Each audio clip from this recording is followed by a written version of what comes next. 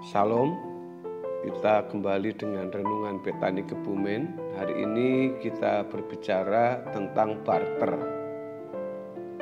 Saudaraku yang dikasihi oleh Tuhan Yesus, bangsa Israel yang akan menerima Kanaan yang berlimpah susu dan madu harus meninggalkan Mesir, melupakannya dan melewati perjalanan padang gurun yang panjang.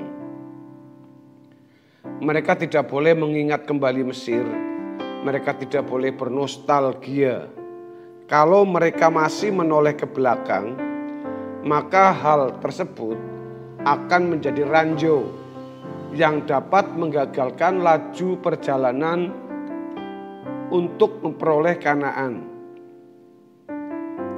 Mereka harus percaya bahwa negeri yang berlimpah susu dan madu itu diberikan Allah kepada mereka, yaitu kalau mereka sungguh-sungguh meninggalkan Mesir.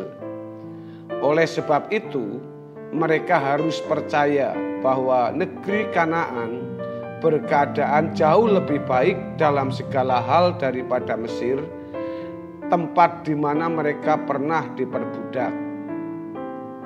Dengan mempercayai hal tersebut, mereka tidak akan berlambat-lambat meninggalkan Mesir dan tidak akan bersungut-sungut dalam perjalanan.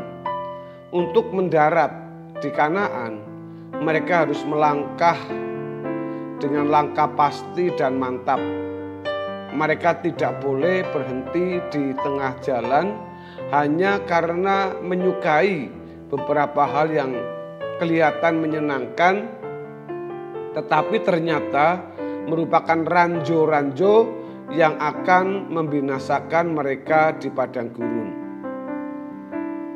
Rasul Paulus mencatat dalam 1 Korintus pasal 10 ayat 1 sampai dengan ayat yang ke-10 sebagai peringatan kepada kita karena bangsa Israel mengalami kegagalan di padang gurun.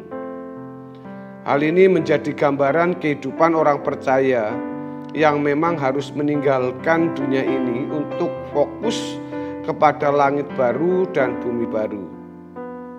Rasul Paulus juga berkata dalam Filipi pasal 3 ayat yang ke-8 mengatakan, oleh karena dialah aku telah melepaskan semuanya itu dan menganggapnya sampah supaya aku memperoleh Kristus.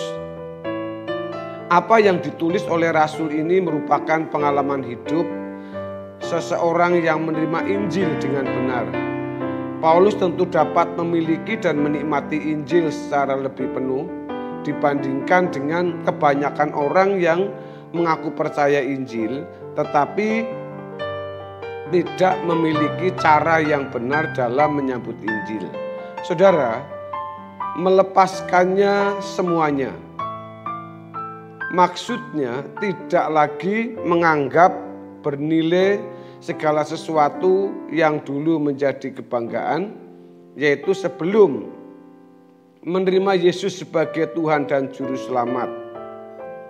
Semua yang dulu dianggap bernilai bisa berupa kehormatan, kedudukan, status sosial, harta, gelar akademis, kesukaan berbuat dosa, dan lain sebagainya.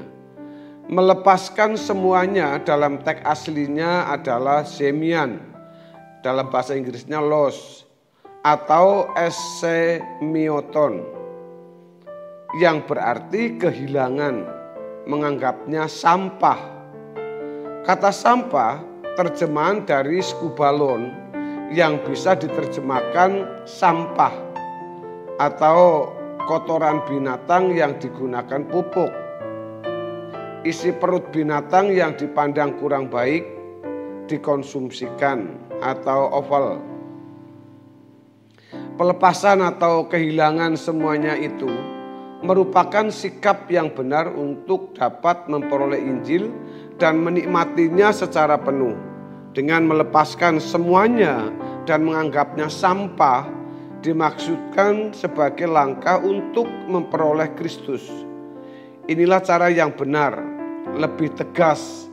Ini berarti bahwa tanpa melepaskan semuanya dan menganggapnya sampah, orang percaya tidak akan pernah memiliki Kristus.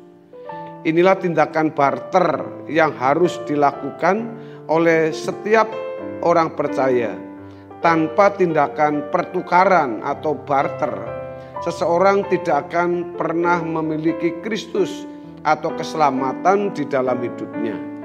Saudara-saudara yang dikasihi oleh Tuhan Yesus, Yesus dalam berbagai kesempatan dan cara menjelaskan bagaimana cara menerima Injil dengan benar agar dapat memiliki dan menikmati Injil tersebut.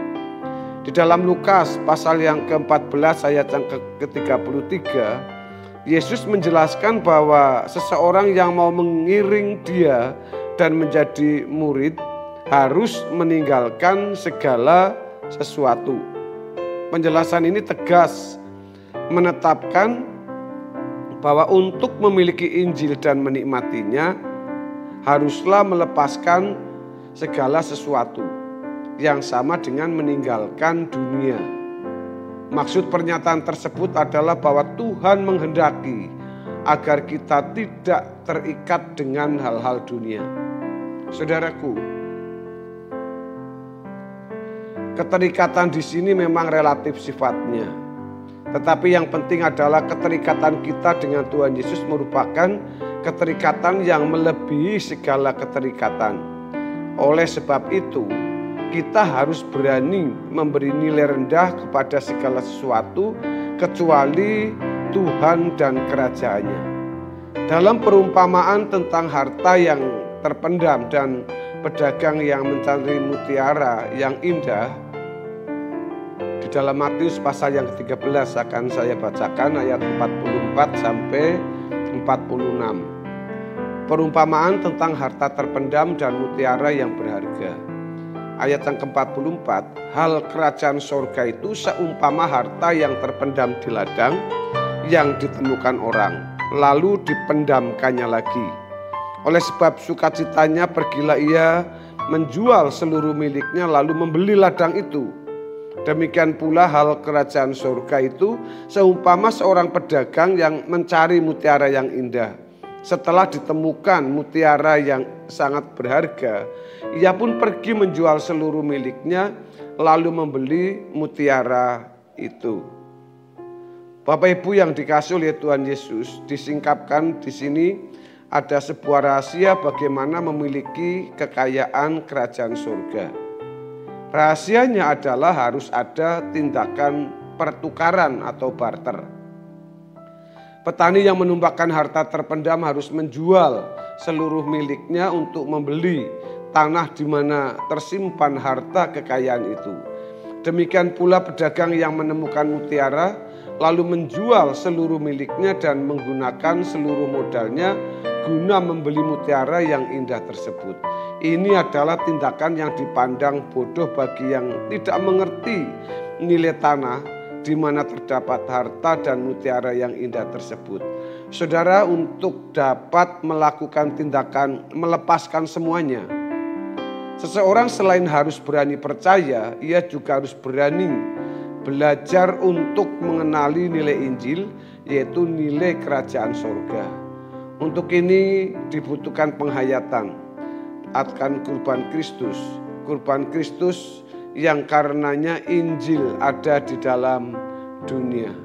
Di dalam 1 Petrus pasal yang keempat ayat 17 sampai 19, demikian, karena sekarang telah tiba saatnya penghakiman dimulai, dan pada rumah Allah sendiri yang harus pertama-tama dihakimi.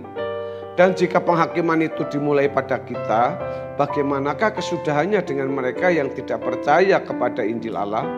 Dan jika orang benar hampir-hampir tidak diselamatkan, apakah yang akan terjadi dengan orang fasik dan orang berdosa? Karena itu baiklah juga mereka yang harus menderita karena kehendak Allah, menyerahkan jiwanya dengan selalu berbuat baik kepada Pencipta yang setia. Saudara, penghayatan terus-menerus akan kasih Allah dan pengalaman bersama dengan Tuhan akan memperkuat gairah melepaskan semuanya. Dengan demikian, meninggalkan dunia adalah suatu kemutlakan yang tidak dapat ditawarkan lagi. Bangsa Israel telah ditebus keluar dari Mesir, tetapi untuk sampai kepada berkat yang kekal, berkat yang lebih baik lagi di Kanaan, orang Israel harus berjuang. Demikian pula dengan kita. Keselamatan disediakan oleh Tuhan Yesus melalui iman dan anugerah kepada kita. Tapi untuk masuk ke dalam kerajaan surga, saya berulang kali katakan, tidak gratis dan tidak cuma-cuma atau otomatis. Kita butuh berjuang, kita butuh tegas dengan komitmen sampai berjumpa dengan Bapa. Kiranya kebenaran firman Tuhan hari ini memberkati kita semua. Dan kita dengan demikian meninggalkan dunia adalah suatu kemutlaqan yang tidak dapat ditawar lagi. Tuhan Yesus memberkati kita semua. Haleluya.